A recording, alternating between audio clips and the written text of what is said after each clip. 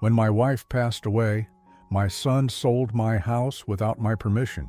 When I confronted him, he threw my bags in the street and shouted, "You poor old man, go find a nursing home to live in."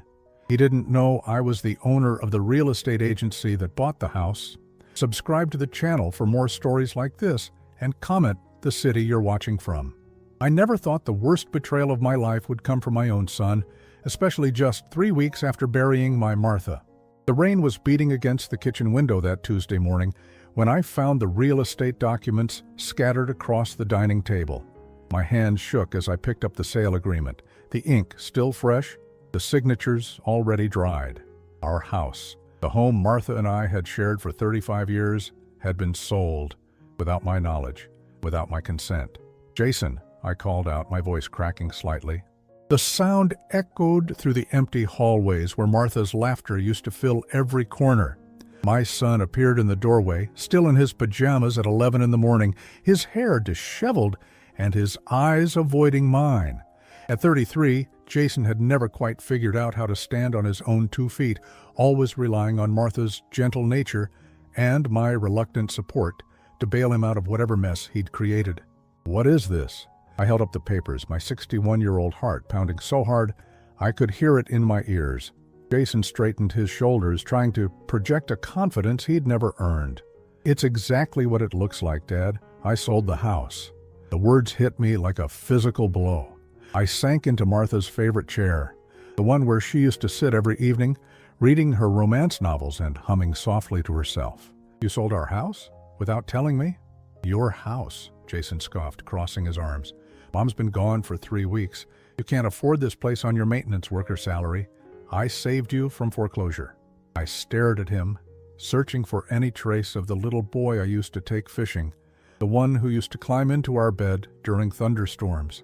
That child was nowhere to be found in the cold stranger standing before me. "This was your mother's home," I whispered. "Every room has her memory in it, the garden she planted, the wallpaper she chose, the memories don't pay bills," Jason cut me off. "Look, I already found you a nice senior community. It's called Sunset Manor. They have activities, other old people to talk to. You'll love it." The casual cruelty in his voice made my stomach turn. "A senior community? Jason, I'm 61, not 91. "Same difference," he shrugged. "The new owners take possession next Monday. I suggest you start packing." I stood up slowly, my legs feeling unsteady.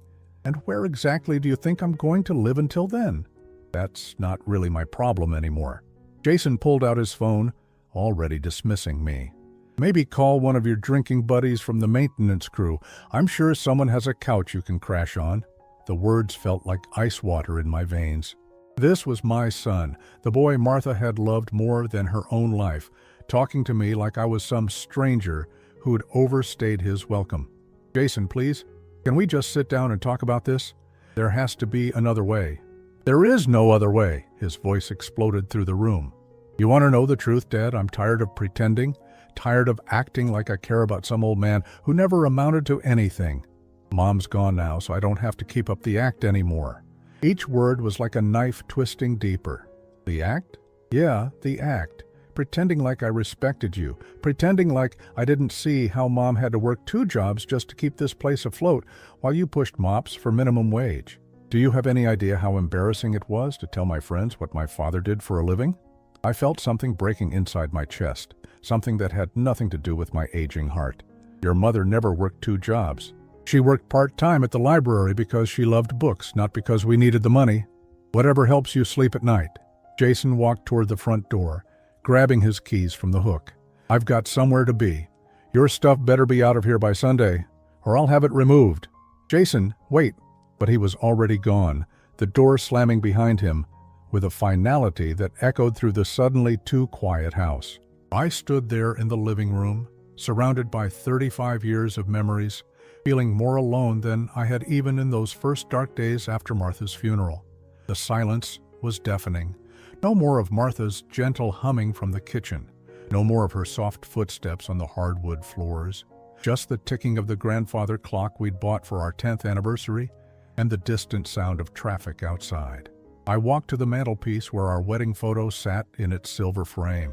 Martha's radiant smile looked back at me, her eyes sparkling with the same joy I'd fallen in love with all those years ago. She'd been wearing her grandmother's pearls that day, the ones Jason had always promised would stay in the family. My fingers traced the edge of the frame as tears I'd been holding back for weeks finally started to fall. "I'm sorry, honey," I whispered to her picture. "I'm so sorry I couldn't protect our home." The next few days passed in a blur of packing boxes and making phone calls.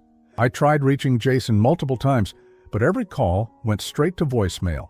I even drove to his apartment across town, but his roommate claimed he wasn't there. By Sunday evening, I had managed to pack most of my belongings into a dozen cardboard boxes and 2 suitcases. I'd arranged for a storage unit to hold Martha's furniture and the larger items I couldn't bear to part with. The rest I donated to charity, knowing Martha would have wanted them to help someone in need. As I loaded the last box into my old pickup truck, Mrs. Henderson from next door came over with a plate of cookies wrapped in aluminum foil. "Scott, honey, I'm so sorry about all this," she said, her voice thick with sympathy. "If there's anything Harold and I can do?" I managed a weak smile. "Thank you, Mrs. Henderson. You've been a good neighbor all these years." "Oh, where will you go?" I honestly didn't know. I'd called a few hotels, but most of them were either too expensive or booked solid. "I'll figure something out." She squeezed my arm gently. "Martha was lucky to have you, Scott. Don't let anyone tell you different." As I drove away from the house that had been my entire world, I caught one last glimpse in my rearview mirror. The "For Sale" sign now had a bright red "Sold" banner across it, fluttering in the evening breeze like a flag of surrender. I had no idea where I was going or what I was going to do next. All I knew was that my son had stripped away everything I had left of the woman I'd loved more than life itself, and I felt more lost and broken than I ever thought possible. The roadside inn wasn't much to look at, but it was clean and affordable, and the elderly clerk behind the desk didn't ask too many questions when I checked in with just 2 suitcases and a broken heart. Room 207 smelled faintly of disinfectant and old carpet, but it had a bed, a small table, and a window that looked out over the parking lot. I set my suitcases down and sat heavily on the edge of the bed, staring at the phone in my hands. For the first time in 3 days, I allowed myself to really think about what Jason had done. Not just the selling of the house, but the cold calculation behind it. The paperwork had been prepared weeks in advance. He'd been planning this while Martha was still fighting for her life in the hospital. I opened my wallet and pulled out a business card I'd carried for over 20 years, so worn the edges were soft and the gold lettering had faded.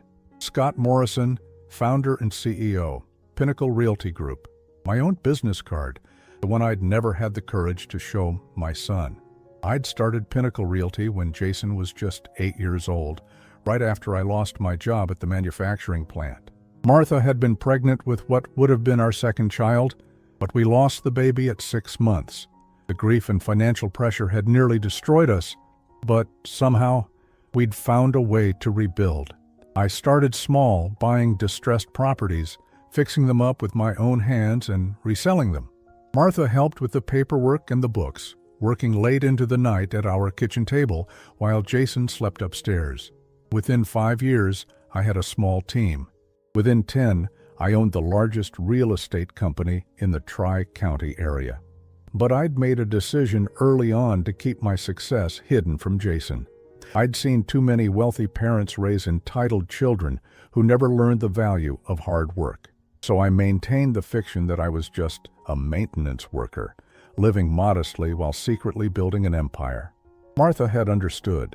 She'd even supported the decision, especially after we watched Jason's best friend turn into a spoiled brat when his father's tech company went public. We agreed that Jason would learn about the business when he was mature enough to handle it responsibly. We'd been waiting for that maturity for 25 years. I pulled out my phone and dialed a number I knew by heart. "Pinnacle Realty. This is Diana." "Diana, it's Scott. Mr. Morrison. I wasn't expecting to hear from you. How are you holding up?"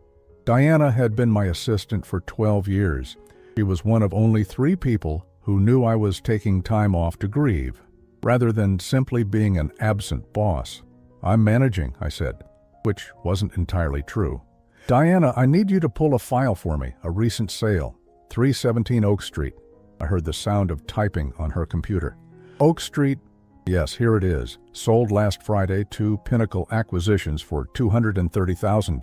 The seller was Jason Morrison, relation to you. My jaw clenched. He's my son. The silence on the other end of the line stretched for several seconds. Mr. Morrison? I had no idea. The paperwork came through Rebecca in Acquisitions. She said it was a standard estate sale. It wasn't an estate sale, I said quietly. He sold it without my knowledge. Oh my God. Diana's voice dropped to a whisper. What do you want me to do? I stared out the hotel window at the parking lot where my old pickup truck sat among the newer cars of business travelers and families on vacation. Pull all the documentation. I want to see exactly how this went down. Right away, sir. Should I notify Rebecca? Not yet. And Diana, keep this between us for now. After I hung up, I lay back on the hotel bed and stared at the water-stained ceiling. The irony wasn't lost on me. Jason had sold my house to my own company. In his eagerness to get rid of his poor old father, he'd essentially sold the property to me. But that wasn't the worst part. The worst part was the price. Diana had said $230,000. I knew that house was worth at least $400,000 in the current market. Jason had taken a massive loss just to get rid of it quickly. My phone buzzed with a text message from an unknown number. Dad, hope you found somewhere to sleep. Don't expect me to check on you. Time to learn some independence. Jay. I stared at the message, feeling a mixture of pain and something else I couldn't quite identify. It took me a moment to realize what it was. Clarity. For 33 years, I'd made excuses for Jason's behavior. When he'd been arrested for shoplifting in high school, I'd told myself he was just acting out because of peer pressure. When he'd dropped out of college twice, I'd convinced myself he was just finding his path. When he'd borrowed money from Martha and never paid it back, I'd rationalized that family helps family.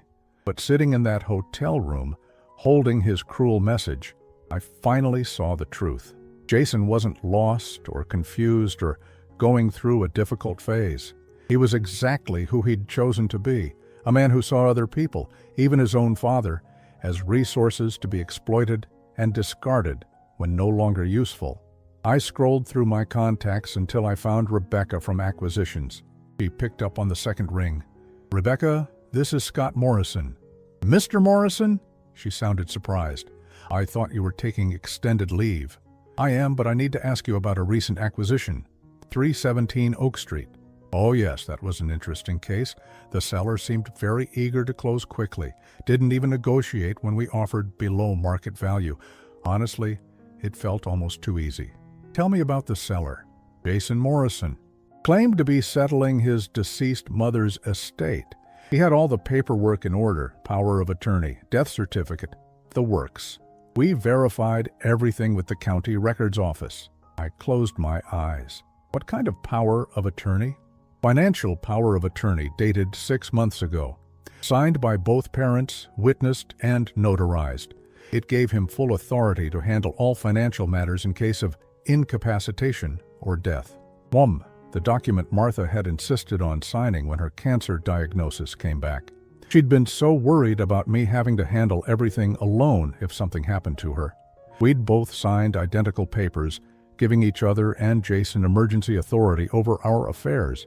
Neither of us had imagined he'd use it to steal from me, while I was still very much alive and capable. Rebecca, I need you to hold off on any further processing of that sale. Is there a problem, sir? You could say that. I stood up and walked to the window, watching the sun set over the parking lot. The house belonged to both parents. The seller only had authority to act for his deceased mother, not for his very much alive father. I could hear Rebecca's sharp intake of breath. Are you saying? I'm saying Jason Morrison committed fraud, and I'm going to make sure he understands exactly what that means. For the first time since Martha's funeral, I felt something other than grief and exhaustion. I felt purpose. I woke up the next morning with a clarity I hadn't felt in months. The grief was still there, sitting heavy in my chest like a stone, but it was no longer the only thing I could feel. There was something else now. Determination. After a quick shower and coffee from the hotel's lobby, I drove to the Pinnacle Realty offices for the first time since Martha's funeral. The building was a testament to everything I'd built over the past 23 years. 4 stories of glass and steel in the heart of downtown, with my company's name etched in gold letters across the front entrance. I used my private elevator to reach the executive floor, avoiding the main reception area where employees might ask questions I wasn't ready to answer. Diana was already at her desk, a stack of files waiting for me. "Good morning, Mr. Morrison," she said softly. "I have everything you requested." I settled into my office chair and opened the first file. The documentation was thorough, as always. Jason had presented himself as the sole heir to Martha's estate, using the power of attorney documents to authorize the sale. But there was something else in the file that made my blood run cold. "Diana, this appraisal report, when was it commissioned?" She checked her notes. 2 weeks before the sale. "But that's not the unusual part, sir. Look at page 3. I flipped to the indicated page and found myself staring at a photograph of the interior of my own home, but it wasn't recent. The furniture was different, arranged in a way Martha had stopped using years ago. The wallpaper in the background was the old pattern we'd replaced 5 years earlier. "These photos are old," I said, feeling a chill run down my spine. "At least 5 years old, staged," Diana confirmed, which means the appraisal was deliberately based on outdated information. The current value should have been much higher. I set the file down and leaned back in my chair. "He planned this years ago." "It appears so, sir, but there's more." Diana handed me another folder. "I did some research on your son's financial situation. With your permission, I'd like to show you what I found." I nodded, bracing myself for whatever new betrayal was coming. Jason Morrison owes approximately $87,000 to various creditors. Credit cards, personal loans, and, she hesitated, a significant gambling debt to some very unsavory people. The room felt like it was spinning. Gambling debt? Underground poker games, according to my source. He's been playing for years, but the debts got serious about 6 months ago. Around the same time, he started asking about estate planning documents. 6 months ago, right when Martha's cancer had returned and we'd signed those power of attorney papers. The timing wasn't a coincidence. How much does he owe for gambling? $50,000 to people who don't accept late payments. I stared out my office window at the city below. All those years I'd worried about spoiling Jason with too much money, and he'd been slowly destroying himself with debt instead. The irony was bitter. "There's something else," Diana said quietly. "He's been making inquiries about your net worth, specifically asking around about whether you own any property or have any significant assets." "Who has he been asking?" "Some of your former co-workers from the maintenance company. He's been telling people that he's worried about his poor old father's financial security, playing the concerned son." I felt a surge of anger so intense it surprised me, not just at Jason's deception, but at my own naivety. All this time, while I'd been protecting him from the knowledge of our wealth, he'd been investigating me like a potential mark. "Diana, I want you to do something for me. Call Rebecca and tell her we need to put the Oak Street property into legal review. Some irregularities have come to light that need investigation." "That will freeze the sale, sir." "Exactly." I stood up and walked to the window. "How long can we drag out a legal review?" "As long as necessary, especially if we discover evidence of fraud." "Good. Now, I need you to contact Jason and schedule a meeting. Tell him there are problems with the sale paperwork and he needs to come in to resolve them." Diana made a note. "What should I tell him about who he's meeting with?" I smiled for the first time in weeks. "Tell him he's meeting with the senior acquisitions manager to discuss some irregularities with the estate documentation. Don't mention my name." After Diana left to make the arrangements, I sat alone in my office thinking about the boy Jason used to be. I remembered teaching him to ride a bike in the driveway of the house he'd just sold. I remembered the pride in his eyes when he'd brought home his first A on a math test. I remembered how he'd cried when our dog Rex had died, and how Martha and I had held him until he fell asleep. Where had that boy gone? When had he become someone who could look at his grieving father and see only an obstacle to overcome? My phone buzzed with a text from Diana. Meeting scheduled for tomorrow at 2 p.m. He sounded nervous, but agreed to come in. I spent the rest of the day reviewing Jason's file and planning exactly how I wanted this confrontation to unfold. This wasn't just about the house anymore. This was about 25 years of lies and manipulation, about a son who had pretended to love his parents while secretly plotting to rob them. That evening, I drove past the house on Oak Street. There was a moving truck in the driveway and several workers carrying boxes into the garage. The new owners, my own company, were apparently wasting no time taking possession. I parked across the street and watched as they moved Martha's garden furniture, the pieces I'd built for her 10th anniversary. She'd spent countless hours in that garden, tending to her roses and talking to me about her day while I grilled dinner on the patio. A memory surfaced unbidden. Martha sitting in her favorite garden chair last spring, weak from chemotherapy, but determined to see her flowers bloom one more time. She'd made me promise to take care of the garden after she was gone, to keep her roses alive. Jason had sold her roses along with everything else. My phone rang, startling me from my thoughts. Jason's name appeared on the screen. I considered letting it go to voicemail, but curiosity got the better of me. "Hello, Jason." "Dad, hi." His voice sounded strained, artificial. "I heard you had to meet with some real estate people tomorrow about the house sale?" So Diana had managed to reach him. "That's right. Is everything okay? I mean, the sale went through, right?" I could hear the panic barely concealed beneath his casual tone. "There seemed to be some irregularities with the paperwork. Nothing I can't handle." "What kind of irregularities?" "I'm not entirely sure. The acquisitions manager wants to go over everything with both of us, make sure all the documentation is properly filed." There was a long pause. "Both of us?" "Well, you are the one who filed the sale paperwork. I assume they'll want to verify some details with you." "Right, of course." His voice was getting tighter. "What time is the meeting?" 2 o'clock tomorrow. Pinnacle Realty building downtown. Another pause. Pinnacle Realty? That's a pretty big company, isn't it?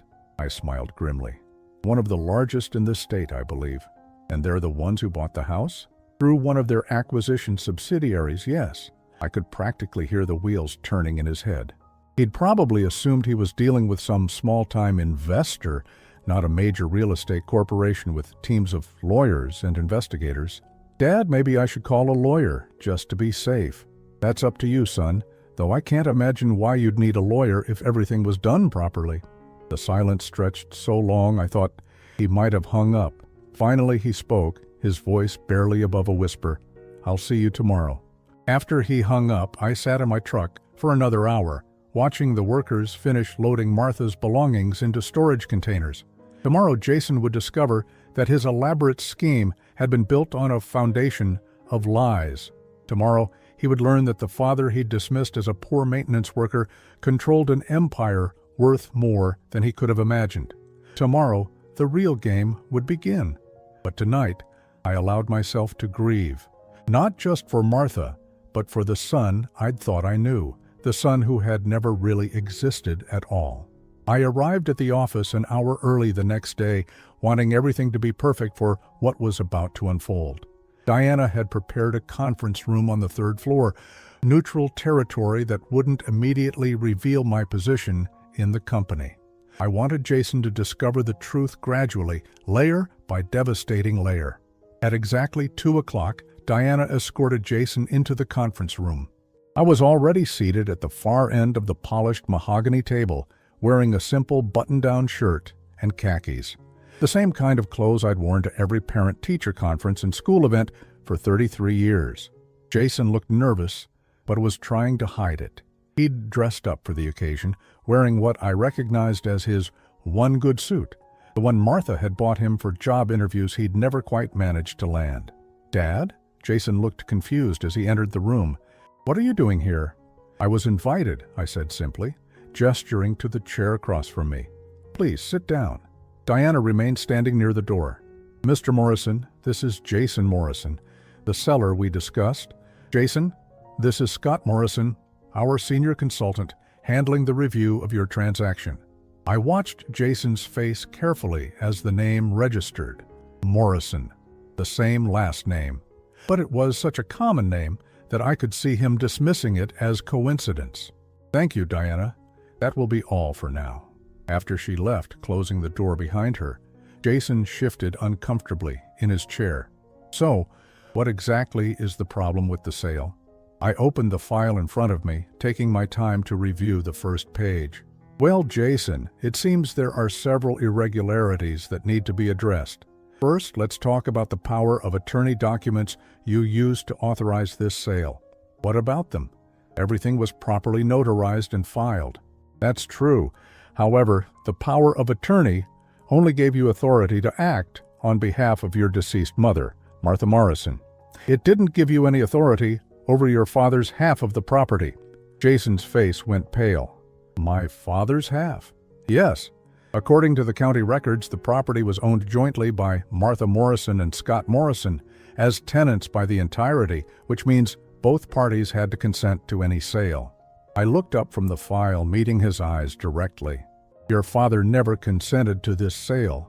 But he's just a maintenance worker. He doesn't have any money. How could he own half of that house?" I kept my expression neutral. "What your father does for work is irrelevant. The legal ownership is what matters here. And legally, you only had the right to sell your mother's 50% interest in the property." Jason was starting to sweat now.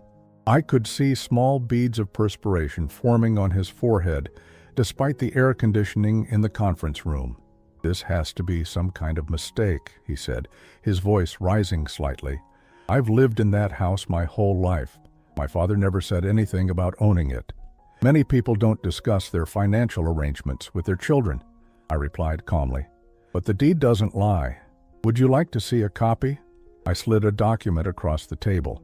It was the original deed from 35 years ago, showing both Martha's and my name as equal owners.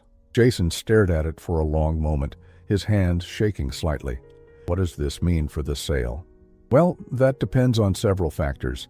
Can you contact your father to get his consent for the sale?" Jason laughed bitterly. "My father and I aren't exactly on speaking terms right now." "Oh? What happened?" For a moment, Jason looked like he might actually tell the truth. Then his face hardened. "He's become difficult since my mother died. Unreasonable. He didn't understand that I was trying to help him by handling the estate matters." I nodded sympathetically. "That must be frustrating for you, especially given the financial pressures you're under." Jason's eyes snapped up to meet mine. "What financial pressures?" "Well, it's part of our standard background check for large transactions. We always verify that sellers aren't under undue financial duress that might affect the legitimacy of the sale." I opened another file. "It shows here that you have approximately $87,000 in outstanding debts. Is that accurate?" The color drained completely from Jason's face. "How do you know that?" "As I said, it's standard procedure. What concerns us is the timeline. These debts were accumulated over the past 6 months, which coincides with when you first started inquiring about estate planning documents. It raises questions about your motivations for the sale." Jason stood up abruptly, his chair scraping against the floor. "Are you accusing me of something?" "I'm simply trying to understand the situation so we can resolve it appropriately." I remained seated, keeping my voice calm and professional. "For instance, the gambling debts listed here. $50,000 owed to what our investigators describe as high-risk lenders. Were you planning to use the proceeds from this sale to pay those debts? That's none of your business. Actually, it is our business. If this sale was conducted under financial duress, or if you misrepresented your authority to sell the property, it could void the entire transaction." Jason began pacing around the small conference room like a caged animal. "You can't void the sale. The paperwork is all legal. I had power of attorney. For your mother's portion only," I reminded him.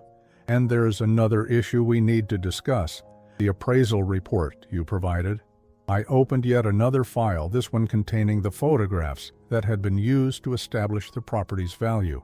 These interior photos are at least 5 years old. The actual condition and value of the property are significantly different from what's represented here. Jason stopped pacing and stared at the photographs. I could see him trying to calculate how much trouble he was in. This appears to be deliberate misrepresentation, I continued, using outdated photos to justify a below-market sale price. Combined with the lack of proper authority to sell the full property, it suggests a pattern of fraudulent behavior. Fraudulent? Jason's voice cracked on the word. I'm afraid so. The question now is how we proceed.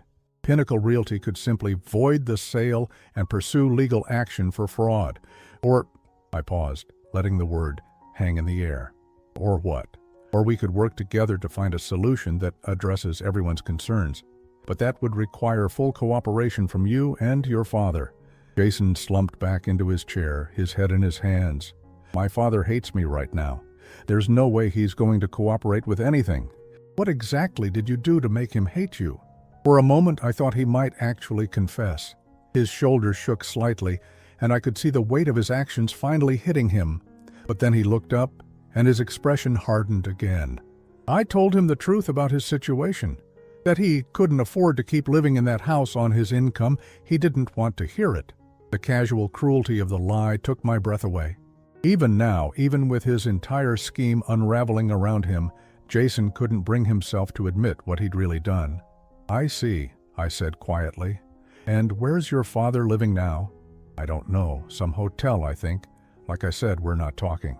I stared at him across the table, this stranger who shared my DNA but none of my values. This man who could throw his father out on the street and then claim it was for his own good. Jason, I said, my voice still calm, but with a new edge to it, I'm going to give you one chance to tell me the complete truth about what happened with your father. Because I promise you, if I find out you're lying to me about anything else, the consequences will be severe. He met my eyes for a long moment, and I could see him weighing his options. Tell the truth and face judgment, or continue lying and hope he could talk his way out of it. He chose poorly. I already told you the truth. My father is a stubborn old man who couldn't handle reality. I did what was best for him, even if he was too proud to see it. I closed the files and folded my hands on the table. Very well. Given the irregularities we've discovered and your unwillingness to provide full disclosure, Pinnacle Realty will be freezing this transaction pending a complete legal review. You can't do that. Actually, we can, and we are. I stood up and walked to the window, looking out at the city below. The sale is void as of this moment. The property will be returned to its rightful owners once we locate Scott Morrison and obtain his statement about this transaction. But I need that money. The desperation in Jason's voice was raw and ugly. You don't understand. There are people who expect me to pay them back, dangerous people. I turned back to face him. Then I suggest you find another way to raise the funds, legally this time. Victor, Jason stared at me for a long moment, something shifting in his expression. Wait a minute. You said your name was Scott Morrison. That's my father's name. Yes, it is. And you work for the company that bought our house. I do. I could see the pieces starting to come together in his mind, but he wasn't quite there yet. He was still thinking too small, still unable to imagine that his poor maintenance worker father could be connected to a major real estate corporation in any meaningful way. Are you related to my father somehow? I walked back to the table and picked up my business card from the file, the same one I'd been carrying for 20 years. I slid it across the table to him. Jason picked it up and read it slowly. His face went through a series of expressions: confusion, disbelief, and finally, devastating comprehension. Founder and CEO, he whispered. I'm your father, Jason, and you just tried to steal my house. The business card fluttered from Jason's trembling fingers and landed on the polished conference table between us. For several long seconds, the only sound in the room was the hum of the air conditioning and Jason's increasingly ragged breathing. That's not possible, he whispered, his voice barely audible. You're a maintenance worker. You push mops. You wear those ugly work shirts with your name embroidered on the pocket. I sat back down across from him, studying the face of the son I'd raised, but apparently never truly known. I did work maintenance, Jason. For the first 8 years of your life, that's exactly what I did. But I also started buying and renovating properties on the side. Your mother helped me with the paperwork every night after you went to bed. Jason shook his head violently, as if he could somehow deny the reality sitting in front of him. No, No, this is some kind of mistake, some coincidence. You can't be—" "I can prove it," I said quietly. I pulled out my phone and called Diana. "Please bring me the Morrison file from my office, the personal one." "Oh no." While we waited, Jason sat in stunned silence, his eyes darting between the business card and my face, as if he were trying to solve an impossible puzzle. When Diana arrived with a thick manila folder, I thanked her and waited until she left before opening it. "These are the incorporation papers from 1994, I said, sliding the first document across the table. "The year I officially founded Pinnacle Realty. You were 8 years old. Do you remember that summer when your mother and I were always having grown-up meetings in the kitchen after dinner?" Jason's hands shook as he picked up the incorporation papers. His name was listed as a minor beneficiary, with provisions for inheritance should anything happen to both Martha and me. "Here's the deed to our first commercial property," I continued, adding another document to the growing pile. "And here are the tax records showing the growth of the company over the past 23 years.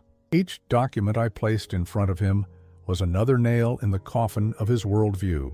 I watched his face cycle through denial, confusion, anger, and finally a dawning horror as he began to understand the magnitude of what he'd done. "The house," he said suddenly, his voice hoarse. "You said I sold your house to your own company." "Through Pinnacle Acquisitions, yes. One of 7 subsidiary companies I own." I leaned forward, my voice still calm, but with an undercurrent of steel. "Tell me, Jason, how does it feel to realize you tried to steal from someone who could buy and sell your entire world without blinking?" "I didn't know," he said, but even as the words left his mouth, they sounded hollow. "How was I supposed to know? You never told me." "I never told you because I wanted you to learn the value of hard work. I wanted you to understand that respect and success have to be earned, not handed down like an inheritance." I paused, letting that sink in. "I wanted to raise a son who would be worthy of inheriting what I'd built." Jason flinched, as if I'd slapped him. "And instead you raised a disappointment." "No, Jason, I raised a son. You chose to become a disappointment." The words hung in the air between us like a physical barrier. Jason's face crumpled, and for a moment he looked like the little boy who used to run to me with scraped knees and hurt feelings. But that moment passed quickly, replaced by something harder and more desperate. "The gambling debts," he said suddenly. "Dad, there are people who are going to hurt me if I don't pay them back. I owe $50,000 to some very bad people." "I know about the debts, Jason. I know about all of it." "Then you have to help me. You're my father. You have to—" "I don't have to do anything," I cut him off. "You made these choices. You accumulated these debts. You decided to try to steal from your own family instead of coming to me for help." "I tried to come to you." His voice rose to nearly a shout. "Do you think I wanted to sell the house? Do you think I wanted to throw you out? I was desperate." "When did you try to come to me?" Jason's mouth opened and closed several times before he finally looked away. I thought about it. "Ofa, thinking about asking for help isn't the same as actually asking, Jason. You would have said no anyway. You would have given me some lecture about responsibility and making my own way in the world." I studied his face, seeing not just the man he'd become, but the child he'd been. "Would I have?" "Of course you would have. That's what you always did. Every time I had a problem, every time I needed something, you made me figure it out myself." The accusation stung because there was a grain of truth in it. I had been tough on Jason, perhaps too tough. I'd wanted him to be strong and independent, but maybe I'd gone too far in the other direction. "You're right," I said quietly. "I did expect you to solve your own problems, but there's a difference between expecting you to handle everyday challenges and abandoning you in a real crisis. If you had come to me and said you were in trouble, that you owed money to dangerous people, I would have helped you." "Really?" The skepticism in his voice was heartbreaking. "Really. But instead of trusting me, you decided to betray me. You forged documents, misrepresented the value of our home, and threw me out on the street like garbage. Then you told me I was nothing but a burden you didn't want to carry anymore."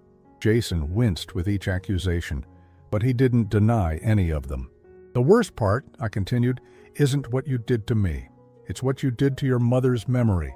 That house was filled with 35 years of her love, her dreams, her presence. Every room held a piece of her soul, and you sold it all for gambling money. Don't, Jason whispered, his voice breaking. Don't bring Mom into this. She's already in this, Jason. She's been in this from the beginning. Do you know what your mother's last words to me were? He shook his head, tears starting to stream down his face. She made me promise to take care of you. She was worried about how you'd handle her death, worried that you'd make poor choices without her guidance. She made me swear that no matter what happened, I'd always be there for you. The silence that followed was deafening. Jason buried his face in his hands, his shoulders shaking with silent sobs. I kept that promise, I said softly. Even when you threw me out of my own home, even when you called me worthless, I kept looking for ways to help you. Do you want to know how?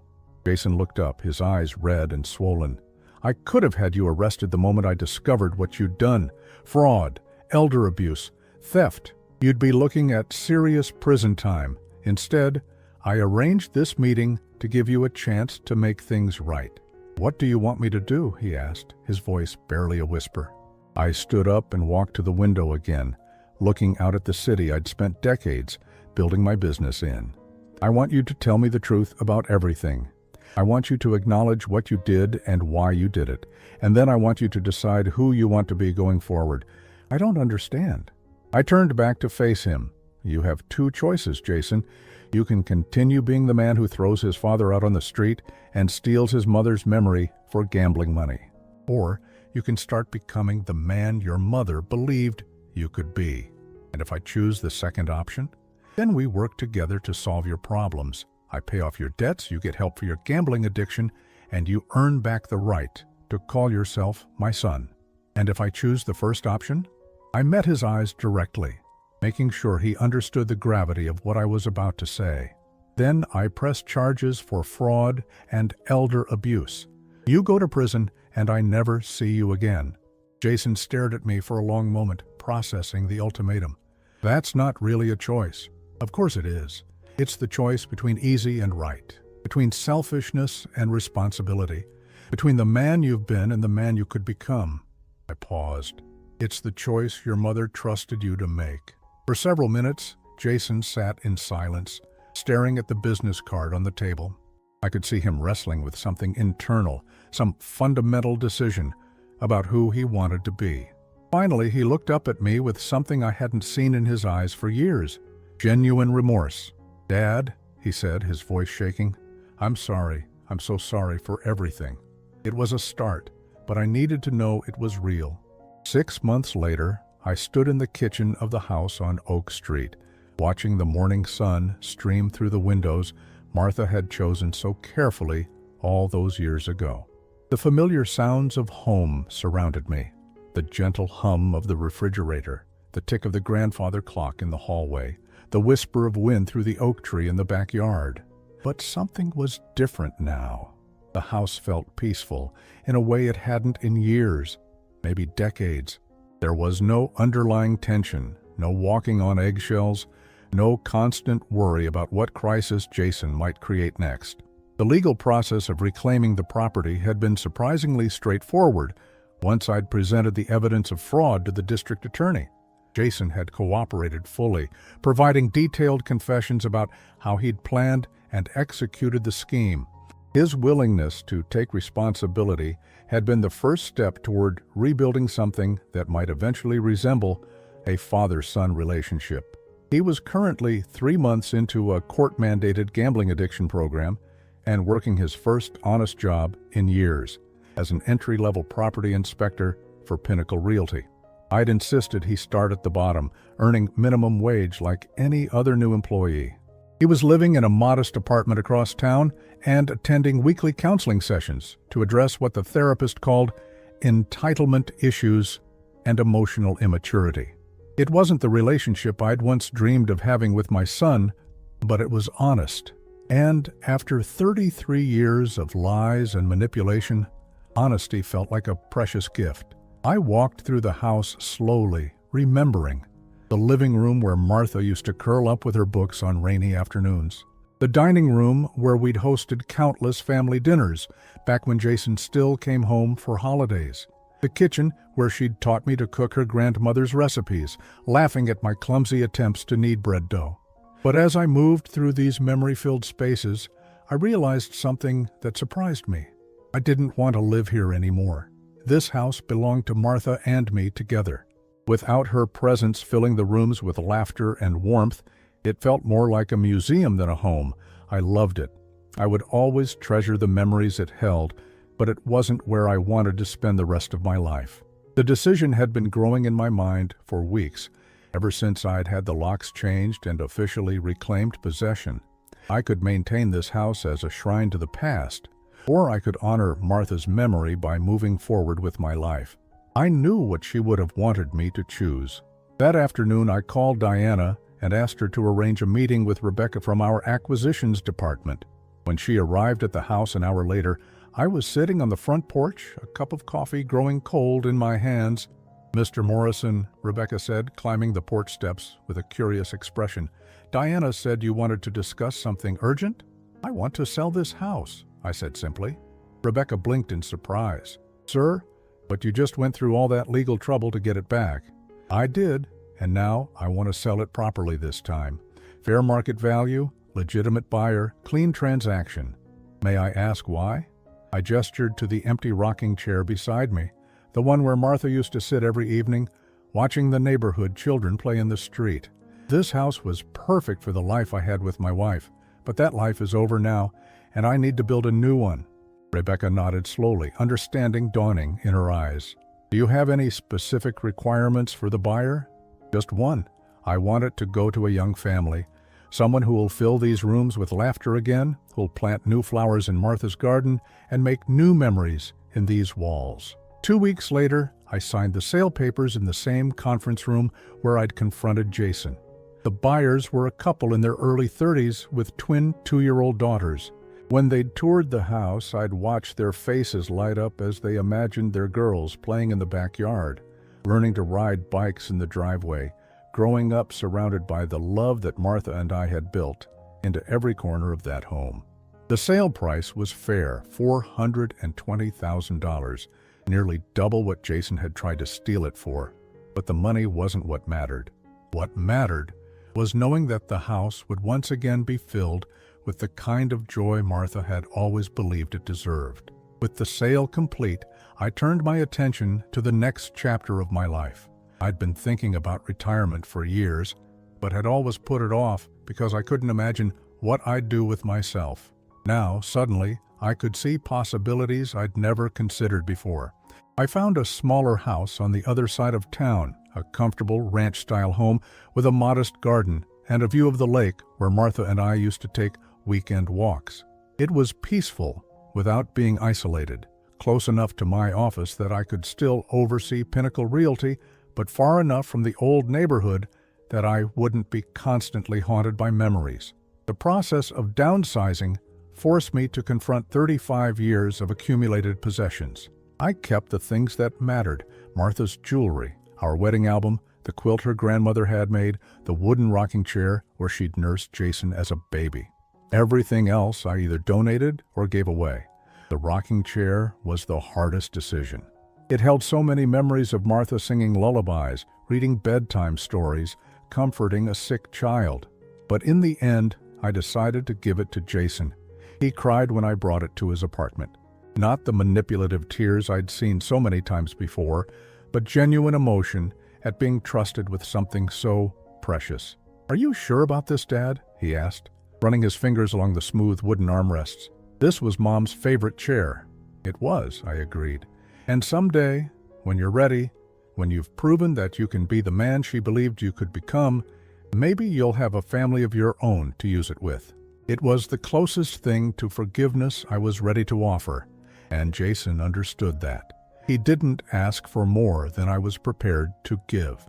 On my first night in the new house, I sat on the back porch with a glass of wine, watching the sunset paint the lake in shades of gold and crimson. For the first time in months, I felt truly at peace. My phone buzzed with a text message from Jason. "Started my second month of counseling today. The therapist says I'm making progress. Thank you for not giving up on me." I smiled and typed back, "Your mother never gave up on you." I'm just keeping my promise to her. A few minutes later, another message. I love you, Dad. I know I don't deserve to say that after everything I've done, but I wanted you to know. I stared at the words for a long time before responding. Love isn't something you have to deserve, Jason. It's something you choose to honor. Keep working on becoming someone who honors it. As the stars began to appear in the darkening sky, I thought about the strange journey that had brought me to this moment. 6 months ago, I'd been a broken man, betrayed by the son I'd spent my life protecting, homeless and heartbroken in a cheap hotel room. Tonight, I was free. Free from the burden of pretending Jason was someone he wasn't. Free from the exhausting cycle of enabling his destructive behavior. Free from the fear that I was somehow failing as a father because I couldn't fix his problems for him. I'd learned something valuable in those dark weeks after Martha's death. Sometimes the greatest act of love is letting go. Not abandoning someone, but refusing to participate in their self-destruction. Setting boundaries that protect your own peace while still leaving the door open for genuine redemption. Jason might choose to walk through that door someday, or he might not. That was his decision to make, but either way, I would be okay. I had honored my promise to Martha by giving him every chance to choose better. Now I could honor my promise to myself by choosing the life I wanted to live with whatever time I had left. The lake stretched out before me in the moonlight, calm and eternal. Somewhere in the distance, a loon called out across the water, its voice clear and strong in the gathering darkness. I raised my glass in a silent toast to Martha, to the love we'd shared, to the home we'd built together, and to the future I was finally ready to embrace. Then I went inside to begin the rest of my life, carrying nothing but gratitude for the lessons learned and the freedom earned through one of the hardest chapters I'd ever had to write. In the end, that was enough. More than enough. It was everything.